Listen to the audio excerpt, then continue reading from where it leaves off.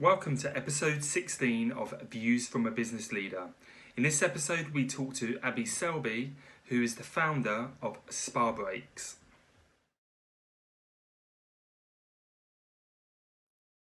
Okay, well, good afternoon, Abbie, and thank you very much for coming on Views from a Business Leader. Thank you, Joe. It's lovely to be here with you today.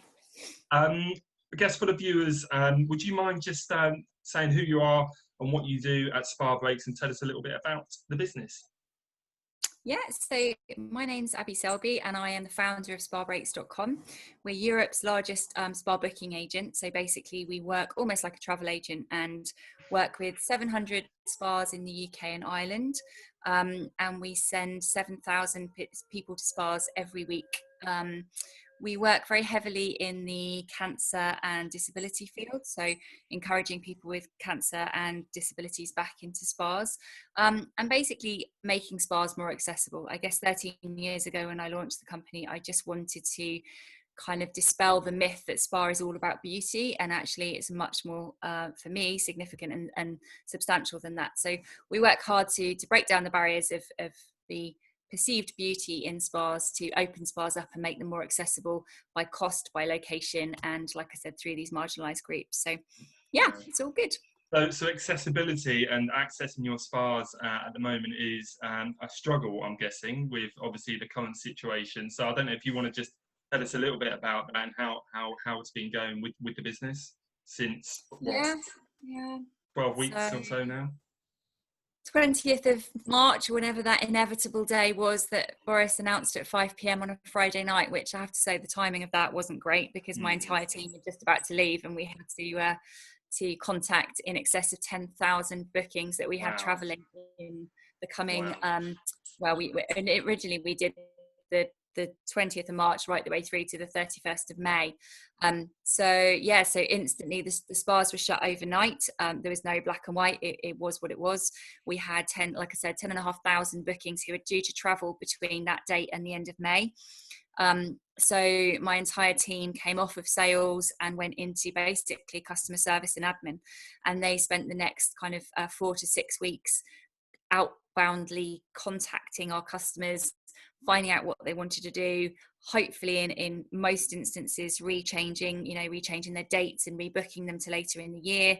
For most customers, we were able to hold their credit, kind of funds in credit, so that we would be able to, or they would be able to phone up when the spas open and rebook.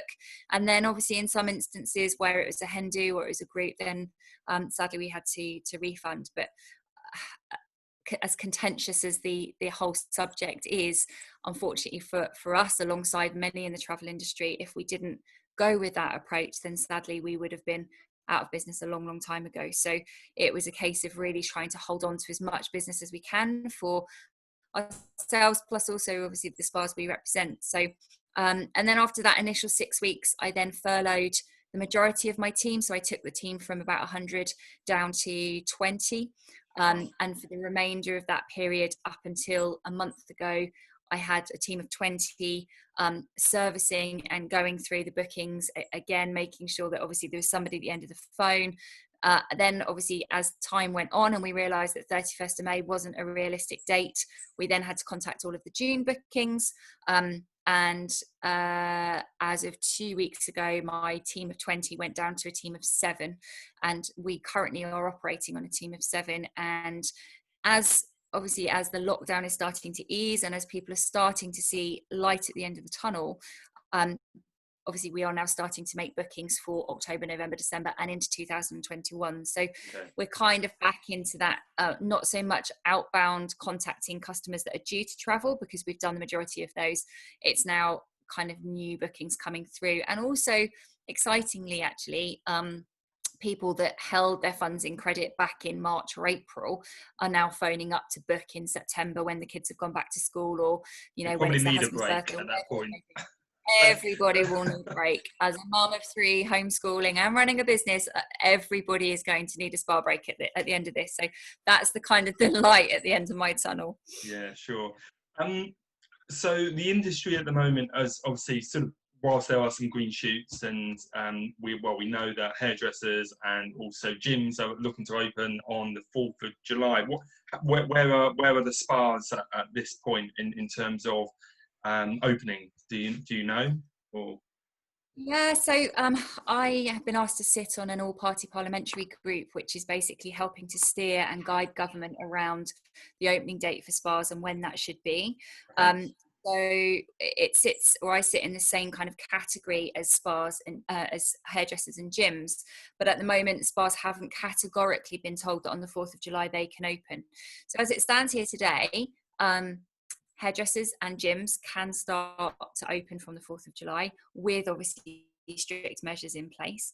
And I'm working kind of in the background with the trade associations, the UK Spa Association and the government to try to enable spas to open on the same day, if not very soon after. So I'd like to think, I doubt very much due to timings that we're going to be able to open on the 4th of July, but certainly I'd like to think that by the end of July, we will have some kind of opening date for spas. Now, obviously, hotels can open on the 4th of July, which means that we, as almost a travel agent per se, can book hotel rooms, and people can still book through us now to be able to go and stay in a hotel and walk around the grounds and just generally be in a hotel scenario rather than sat in their own four walls, which we've all had a bit enough of right now. Yeah. So there is a real positive there, but certainly my priority is making sure that spas are named in the next lot of announcements to be able to open. Yeah, fingers crossed. I think, yeah, and you know what, I think it's really important from a mental health and a reconnecting point of view. I don't think spas have ever been more needed, and that ability to be able to spend time with loved ones that has either been strained or you've been separated from for a long period of time, Yeah. being able to go into that nurturing, healing environment of a spa, leave your mobile phone in your bedroom so that you're nowhere near it, and reconnect and really take time back for yourselves is going to be so critical over the next few months and years. So it's I think, you know, we've got to look beyond that beauty point again to a much kind of deeper purpose for spas and well-being generally, I think, in our lives moving forward. Yeah, 100%. The well-being side of things has been obviously, you know, a massive topic during the last sort of 3 months. I guess from your own personal experience with your staff and keeping sort of connected with people that have been furloughed, how have you gone about that? Has there been lots of communication been going on? Or Yeah, there has actually, and that's a massive part of, or has been a massive part of the last few months, and something that we haven't been able to forget. I think it's very easy when you're so engrossed in the day to day that actually forgetting that team of 80 that are sat at home kind of, you know, on their own in some instances, struggling for money. We have to make sure that they've been put at the forefront. And actually I've got a fantastic HR manager who has been entirely tasked with communicating with those guys on a daily and a weekly basis. So we've done a thought for the week on a Monday morning, which we communicate to everybody, which is a kind of a bit of a philosophical look of something. So whether or not it's smiling, whether or not it's laughing, just breathing, whatever it may be. So we send that on a Monday morning, and then on a Friday we send a bit of a roundup of the team. So we call it the skeleton team. So the team that are in and still running, we take out high points and we take out low points from the week, so that if somebody's done a group booking, for example, for October, then we shout about it and we celebrate it. If we have had some dark times around, you know, a specific customer who's really upset and we haven't been able to process the refund quick enough, then obviously that's one of our challenges. And we've been very, very transparent with the team who are on furlough about what exactly is going on. So whether the sessions to the site have increased, whether or not we've seen a positive, you know, PR piece or whatever it may be. I tend to do a video every couple of weeks, just summarising where we're at, where my head's at, what I've been involved with from a parliamentary point of view. And then we do crazy things like, you know, we do happy hours and we do quizzes and we do photos of our pets, and we do all sorts of things around that. And actually, I really hope we do a question and answer session every month as well, which I think is really important, to just open the floor to any questions that anybody may have that we can answer as senior management around the future, or what it looks like, or if somebody's scared, or whatever it may be. And that's been really critical part of the last few months. So yeah, that's how we've done it. Yeah, lots of activity, which is great to see, because I think, you know, it is such a difficult situation for many people. And if they've got leaders that are doing the right thing and actually communicating in the right way, and it doesn't have to be work related. Obviously, it shouldn't be work related anyway in the furlough scheme. It should all be just updating and talking to your staff. It's massively needed during these times. With regards to the social distancing measures and going from 2 meters to 1 meter, which has been very sort of heavily talked about over the last sort of couple of weeks, I guess, and the leisure market and hospitality market in particular, you know, that 1 meter ruling compared to 2 meter ruling is going to have a massive impact in terms of allowing businesses to do business. Is that similar in the spa world as well, or and do you hoping that that's going to be sort of implemented? Yeah, we really hope that it is actually. I think we would be able to open with the 2 meter rule in place, but if we could get it down to 1, it will make life a lot easier. So I think the thing you've got to remember is from a capacity point of view in spas, not all spas are very big, as I'm sure you're aware. And so actually, if you've got a 2 meter rule in place, then the capability for our spas to be able to do the levels of business they need to do to claw back the losses from the last 3 or 4 months, it is just impossible. So as much as they could open with that 2 meter rule in place, and actually as it stands the legislation is exactly for that, it just makes everything that bit easier. It allows more people to come into the spas at any one time, and allows things to be a lot more simple. And I think certainly from a, you know, I've had 2 phone calls in the last 2 days from spas telling me that they're not reopening. And that is a very early alarm bell for me, that if we've already had 2 calls this week, one is from a chain of spas in the UK that aren't opening their doors anymore because they can't make it work, then there is a real risk here that our industry is in crisis, and actually reducing that to 1 meter with all the additional, you know, full face visors and everything else that goes in place has to, for us, be the next step, really. Sure.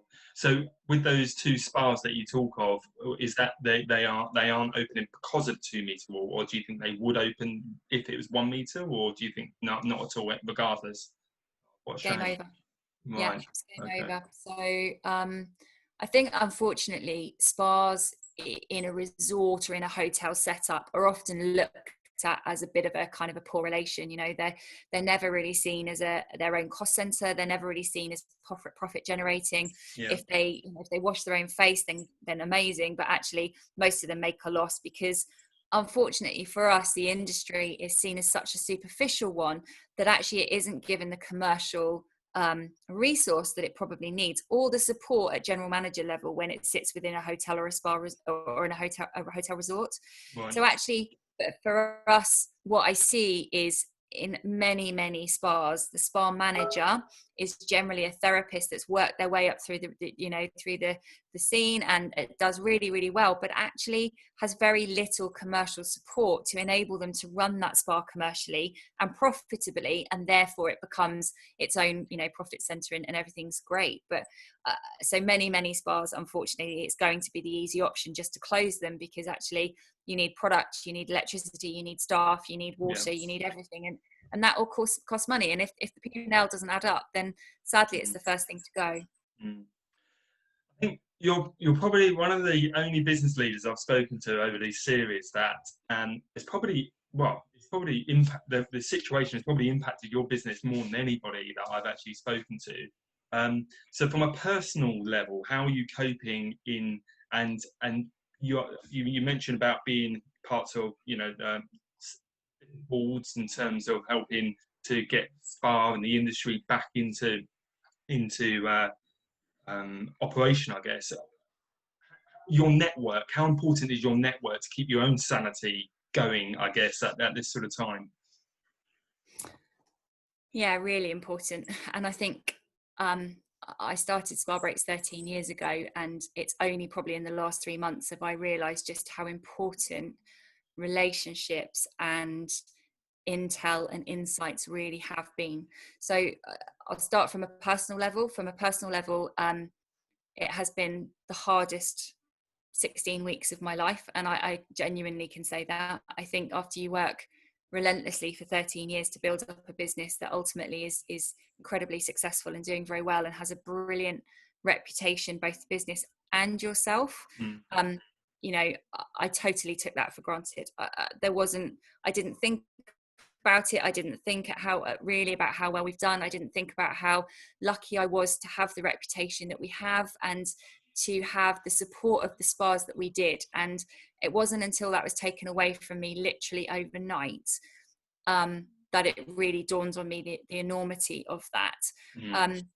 The speed that it happened, and if you imagine last year we turned over in excess of 25 million pounds, and overnight we went from generating thousands a day to zero, and that zero has continued day after day, week after week for such a long period of time with no light at the end of any tunnel. I am usually a very positive person, but I hit rock bottom about 6 weeks in, where I genuinely couldn't see where and how things were going to get better. And when you're presented with a question by your CFO of, right, Abbie, we either pay your staff or you pay the spas that you work with, that in its kind of simplest form was easy, because my staff come first because they're my everything. However, what you've also got to understand is when you work for 13 years building reputations, building relationships, and building things on trust and your own word and your own integrity, to then have that compromised in a way that I've had to do things in the last 12 weeks that I would never ever have wanted to do before, i.e. delay payments and not pay things that I know I should be paying. That, as somebody with massive morals and values, has been unbelievably hard. And you know, I've lost in excess of 1.5 stone in weight, and I'm not sleeping, I'm not eating, and I genuinely think if it wasn't for my network of people and industry peers who have, I guess, constantly delivered the message to me of, Abbie, you can only do your best. And I think genuinely with that and the focus of homeschooling 3 children, because unfortunately in many ways for the first time in the last 13 years they've had to come first. You know, I've got 3 children and they need educating and they can't do it on their own. So whereas before I've had a nanny who could help me do that while I've been doing my work and my emails, I haven't had that. So that distraction has probably kept me going, because without that, I think I would be sat in a very, very dark place with a very large bottle of gin, rocking and dribbling somewhere, because, you know, I've never been in that place before, and I've never had to experience such dark times with very little kind of future outlook to focus on. So it's been a really, really personally challenging time, and I've learned a lot about myself, mainly that I'm a rubbish teacher and that I'm incredibly impatient. So both of those things have come out. Well, even though you haven't got a specific date yet, you seem positive that there will be something not too far away in the future. And there's some green shoots, obviously, like you mentioned, where people are sort of looking to start booking for future dates, which is positive. What do you think the new norm's going to look like in terms of, because it won't go back to just how it is? You talk about visors and you talk about social distancing. Are there any other things that you can think of what, you know, a spa experience is going to actually be like? So I think there are lots of ifs and buts, and this is what it's going to be. I think face visors and face masks will actually, you know, will just become the new norm. I think there's going to be complications for spas who have hotel guests and day spa guests and members, and trying to, I guess, keep sight and keep the journey of how those different groups of people are going to mix are going to be really, really complicated in the short term. I personally think things will get back to being as they were quicker than we probably anticipate. But things like showering before your treatments, showering after your treatments, facial masks consultations being done online before you arrive at the spa, you know, COVID-19 being a question on the consultation form, temperature checking, all that kind of stuff will just become the new norm. And it won't just be in the spa, it'll be in all of our walks of life, you know. And I think I've just got to hold on to the fact that spas are incredibly hygienic, incredibly, you know, clean places to be, and as such they're only going to get better. And whereas before we used to hide all of our cleaning stuff away in cupboards, people now will be able to ask us about what our cleaning protocols are, and you know, it will be much more visible. You'll see people around a spa cleaning and making sure that everything's absolutely spot on and how it should be, and that's what people want to see. You know, our research has said that people will want to know as much as they possibly can about how they're going to be kept safe. And I have every faith that the industry, or my industry, is best served to do that. And I think, you know, we're very lucky in that respect, because we can welcome people back and we can do it in a dignified manner. And actually, you know what, if I think about it, spas will probably be a better off place as a result of it, you know, with less people in them, less volumes going through them. That attention to service will come back, that personal touch will come back, which perhaps in some instances, and not in all instances, but certainly in some spas that have got quite big, that conveyor belt mentality of commercially driven has become, or has probably maybe taken over this sense of people being there for a special occasion or celebrating or taking time out, and therefore maybe it will turn out to be a good thing. Yeah, I'm sure it will. That's, fingers crossed, I'm sure it will. So probably, I guess I'll say this in, I guess, the best of intentions. What advice would you give? You've been, like you said, you've hit sort of rock bottom a little bit in terms of where you have been. What advice, you know, to other business leaders that you, based on your experiences, and they've been pretty hard, what advice would you give, maybe the sole piece of advice, if you could give any? I think there's two bits really. The first is to surround yourself with positive people who can give you a realistic yet grounded view of where you are. You know, I'm very lucky in the fact that I've got an amazing team who, you know, have been with me. Some of them have been with me for at least 7, 8, 9 years. So they know the way I work, and they know that I work with integrity and I work with values. And I think, you know, when it came to furloughing and it came to keeping people on full-time pay, those going on for 4 days, the only way I did that was by longevity.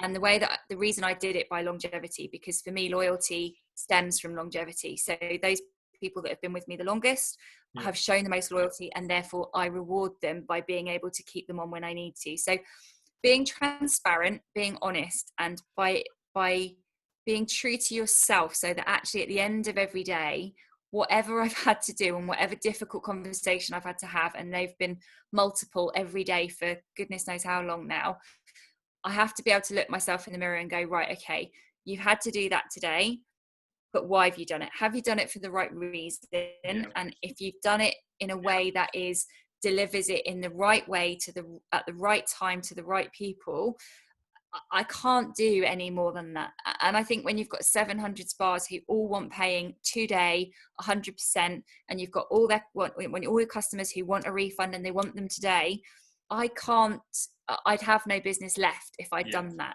Yeah.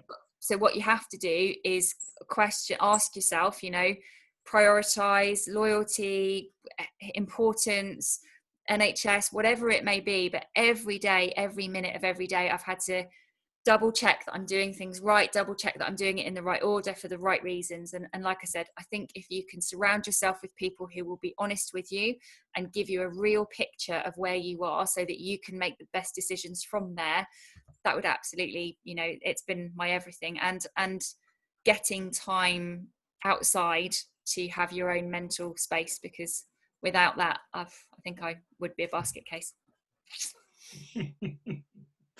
Well, thank you so much for your views today. It's been really good, and you know what, the honesty and your your commitment to the cause is really sort of inspirational, really. So, Abbie, I thank you very much for your time and your contribution to this series. And I fingers crossed for you and basically for the industry and everybody, because it is so important that people have that downtime and the relaxation they definitely deserve after this period of time comes back sooner rather than later. Thank you, Jay. Thank you for taking the time to speak to me today. Cheers, Abbie. Bye bye. Thank you. Bye bye.